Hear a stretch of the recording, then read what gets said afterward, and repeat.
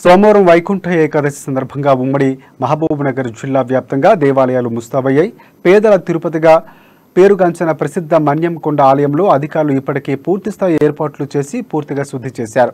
భక్తులకు ఎలాంటి అసౌకర్యాలు తలెత్తకుండా అన్ని ఏర్పాట్లు చేశామని ఆలయ ఈవో శ్రీనివాసరాజు తెలిపారు. రాష్ట్రం నుంచే కాకుండా పలు ప్రాంతాల నుంచి భారీ స్థాయిలో భక్తులు ఉత్తర ద్వార దర్శనం పొంది ఆనంద పరవశమవుతారని తెలిపారు. ఉదయం 4 గంటల నుండే భక్తుల తాకిడి మొదలవుతుందని ఆలయ పూజారి వినిపించారు. ఇక ఈసారి కొత్త సంవత్సరం మొదలవుతుందనే ఈ పర్వదినం కావడంతో కొత్త భక్తులు కూడా భారీ స్థాయిలో రావచ్చని ఆలయ సిబ్బంది అంచనా వేస్తున్నారు.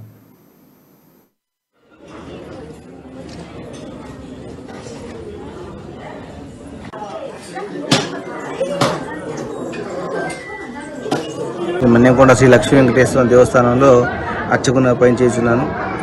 ఇది మహబూబ్నగర్ జిల్లా నుంచి రాయచూరుపు మార్గంలో పెద్ద క్షేత్రము శ్రీ మన్యంకొండ శ్రీ లక్ష్మీ వెంకటేశ్వర దేవస్థానము.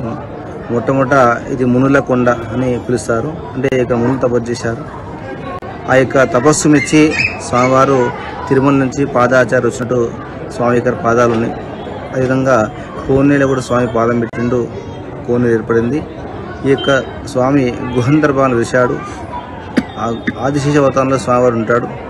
అందువల్ల కట్టని గుడి, పులిముట్టని స్వామి, తవ్వని కోనేరు, చేయని పాదాలు, ఇవి 4 నిదర్శనాలు స్వామివారి దగ్గర. అందువల్ల అది తిరుపతి మన్యంకొండ ప్రతిది తెలంగాణ తిరుపతి అనుకోవచ్చు.